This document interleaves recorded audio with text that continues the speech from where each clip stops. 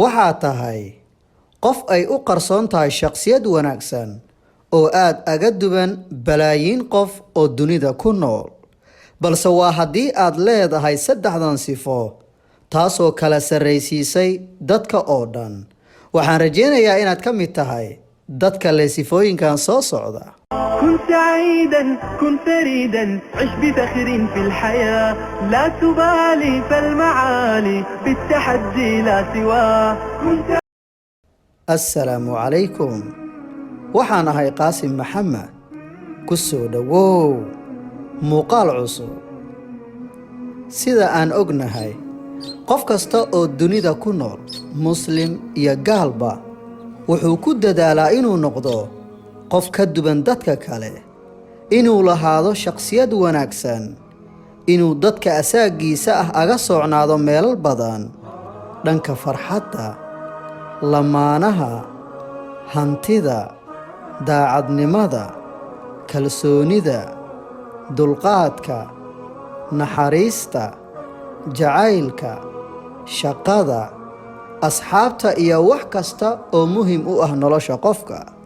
balse waxaa jira dhowr sifo ama tilmaamood oo ay ku kala sarreeyaan dadka oo dhan, balse waxaan muuqaalkan ku soo qaadan doonaa 3 ka mid ah sifooyinkaasi, kuwaasoo aan rajaynayo adiga daawanaya muuqaalkan inaad leedahay ama aad ku dadaali doonto sida aad ku yeelan lahayd maanta wixii ka dambeeya. karti xooggan. dadku way kala karti xooggan yihiin, oo waxaa jira qof leh kartida uu ku rumayn karo hadafyadiisa iyo riyooyinkiisa, kaasoo aan maalinna ka caajisin wax u qabashada naftiisa.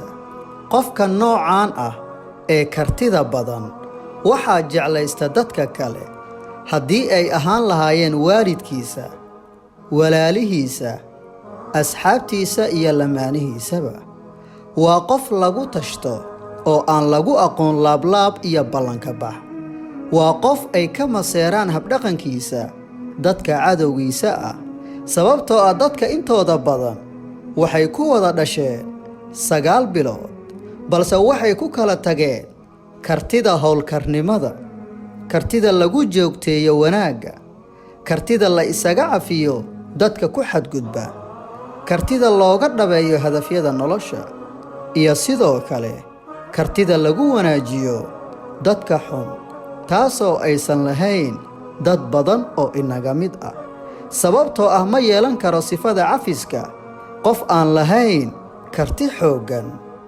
haddaba haddii adigu aad leedahay sifada karti xoogganaanta, waxaan ku leeyahay hambalyo oo bishaarayso. waxaad ka wanaagsan tahay, kana qiimo badan tahay, kana karti badan tahay balaayiin qof oo dunida kugula nool. awoodda qirashada qaladka iyo sixiddiisa. aad bay u muhiimsan tahay in qof kastoo naga mid ah uu yeesho awoodda qirashada qaladka iyo dib u sixiddiisa. weligaaga naftaada ka ilaali inay noqoto mid isla saxan goor walba, waayo alla adiga kaama dhigin qof aan qaldamayn oo laga dhowray qaladka. waa geesinimo iyo karti dheeraad ah inaad u qirto qalad aad ka gashay qof, adigoo aadan samayn wax cudurdaar ah ama marmarsiyo ah, balse si toosa u qiranaya qaladkaaga, kadibna aad bixiso raaligelin dhab ah. maxaan ula jeedaa raaligelin dhab ah? waxaan ula jeedaa dadka qaar ayaa aaminsan inay tahay liidasho qirashada iyo sixidda qaladka ama gef aad ka gashay qof kale, qofkuu doono ha noqde. waa awood iyo karti dheeraad ah oo aad leedahay inaad qirato qaladkaaga, kadibna aad u samayso qofkii aad u gaftay ama aad dhaawacday wax kasta uu kaaga raali noqonayo. tani waxay caddayn u tahay inaadan ahayn qof isla weyn ama iskala sarreeya dadka kale, balse waxay tilmaamaysaa inaad tahay qof qalbi wanaagsan oo aan xumaanta jeclayn, qof naftiisa la jecel degganaanta, kana ilaaliya inay ku xadgudubto ama ay dhaawacdo qof kale. sidoo kale haddii aad leedahay sifadan, bishaarayso oo waxaan ku leeyahay hambalyo. wax ka barashada qaladka.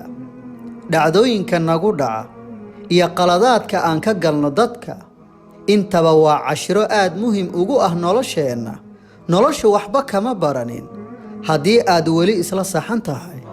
noloshu waxba kama baranin haddii aad ku celcelinayso hal qalad marar badan. dadka nolosha fahmay waxay wax ka bartaan qaladaadkooda oo waxay noqdaan dad qabiir ah oo nolosha ka fahmay meelal badan. qaladka ugu weyn ee naftaadu gasho ayaa ah inaad taagnaato halkii aad taagneed dhowr sano ka hor, inaad u dhaqanto sidii aad u dhaqmi jirtay dhowr sano ka hor, inaad ku celceliso hal qalad kuna adkaysato inaad isla saxan tahay. inaad tahay qof u korayo caqli ahaan waxaa laga gartaa in naftaadu ay la imaado isbeddello wanaagsan oo ah dhanka fikirka saxan, habdhaqan wanaagsan, karti xoog badan, noolaynta damiirkaaga, u naxariisashada noolaha oo dhan, ilaalinta ballanta iyo ilaalinta sharafka naftaada iyo tan dadka kaleba. haddii aad leedahay sifadan, i rumayso waxay maskaxdaada iyo caqligaagaba u koraan si maalinla ah. hambalyo.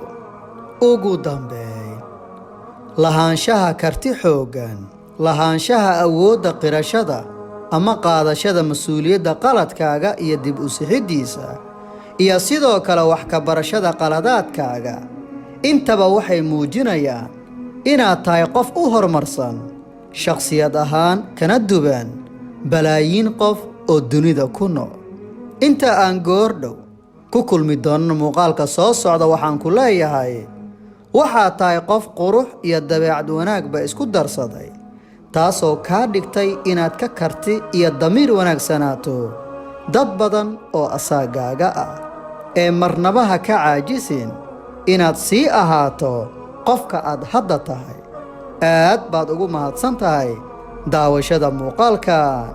mahadsanid.